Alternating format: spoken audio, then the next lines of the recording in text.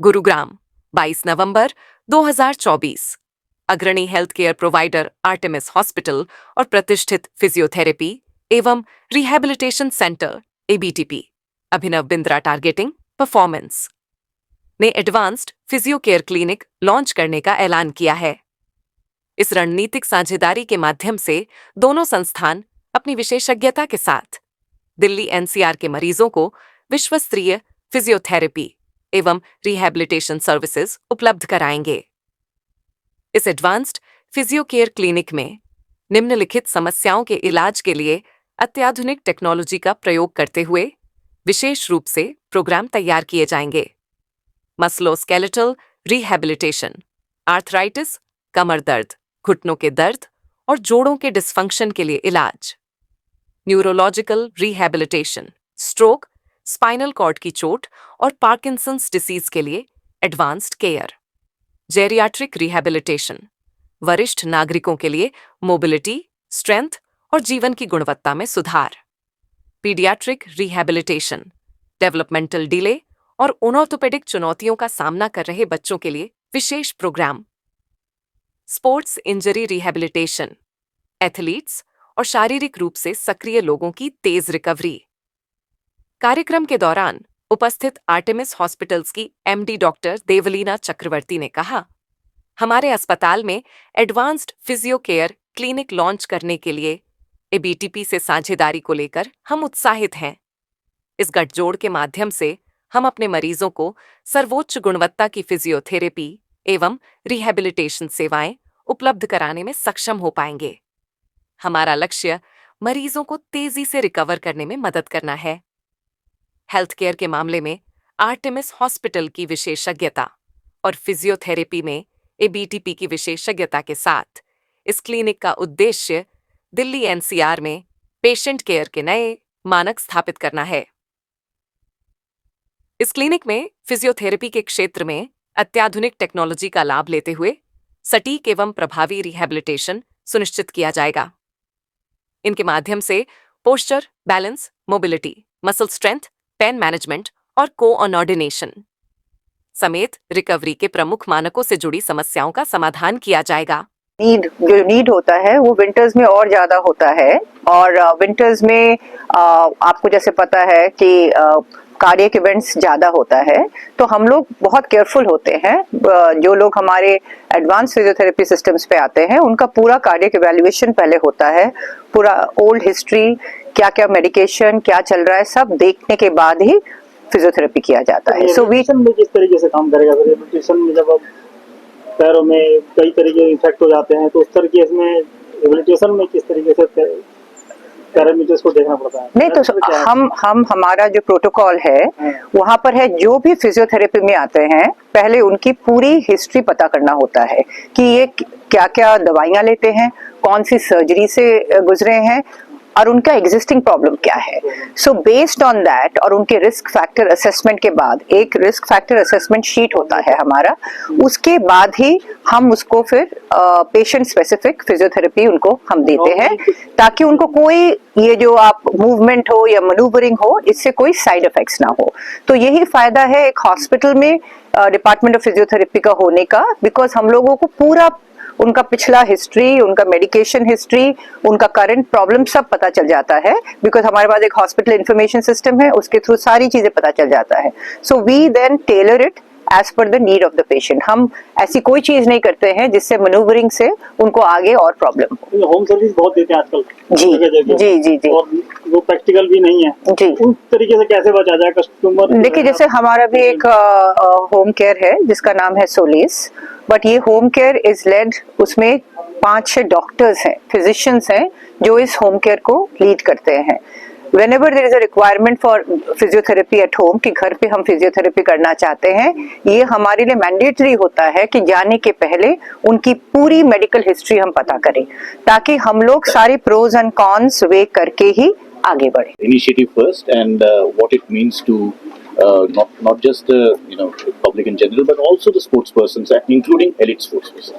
Well, firstly, very delighted to have this partnership with Artemis Hospital, a hospital which has built a lot of credibility over the course of the last few years. You know, we started the ABTP centers in 2016. We've grown to about 15 centers. We've had a lot of learning in these last many years, and have really endeavored to provide the best of services to athletes, but also to the non-athlete population. You know, rehabilitation is something which is very close to my heart. As an athlete, I was injured for many times during my career, and it was difficult to find quality care in India.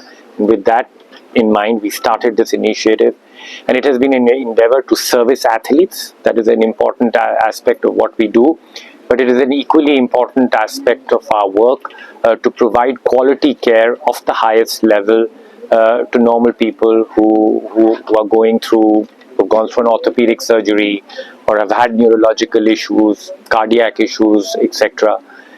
There is an athlete in all of us. You know, when we take care of athletes, the care has to be at a very, very supreme level, because athletes have to get back to the best that they can be in a very short period of time. And it is the same attitude we also take to normal folks to be able to take care of them, so that each and every individual can be the best version of him or herself. Abhinav, also the fact that countries like China and USA, those who have been getting almost more than 50% of the medals where they compete, these aspects that you are talking about, they had incorporated this long time back.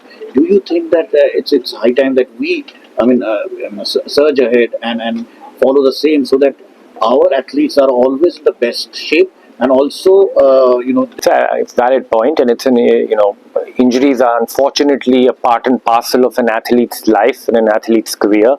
And the whole ecosystem has to evolve, and we see that evolve. The ecosystem in India evolving also to a great degree now, where we have to make every possible endeavor to put together protocols, very clear protocols on how to take care of athletes in case there is an injury. A lot of work also has to happen in the area of injury prevention, specifically for athletes, because you do know that most sports are very asymmetrical in nature, which put a lot of load on one side of the body, which in turn can cause injuries. So it is finding that fine balance of injury prevention, but in case there is an injury, to make sure that there is best possible care and access to care available for the athlete population. Certain sports like have a collaboration with these federations, especially where the injuries are mostly happening. See, of course, there are certain sports which are more injury prone. You named all the combat sports, and they have a certain kind of injuries which require intervention.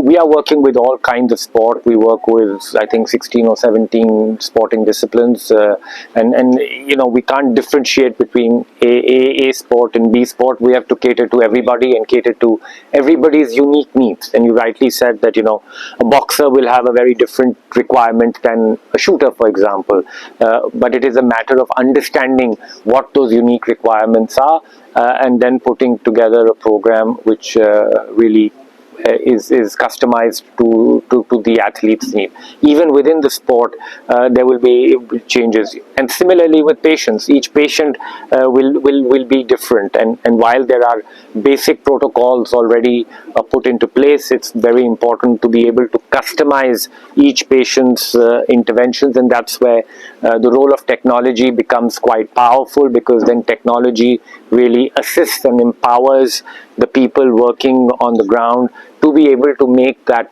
customization what you talked about. Sachin Sethi. I'm the principal lead physiotherapy Artemis Hospital. Now we have excelled, and we are now moving towards a new era of AI. So that's why we have empowered with us and we have a privilege to say that we are now empowering us with ABTP, and we'll be using high-end machines to diagnose, to rehabilitate and prehabilitate. So prehabilitate is to prevent anything before happening. So now patients will be assessed beforehand only. Not only patients, even a normal population, if we want to know whether they are doing a good performance, even for a sports person, for an athlete, they can come forward, they can get themselves assessed that where the lacking is, and we can perform in that way.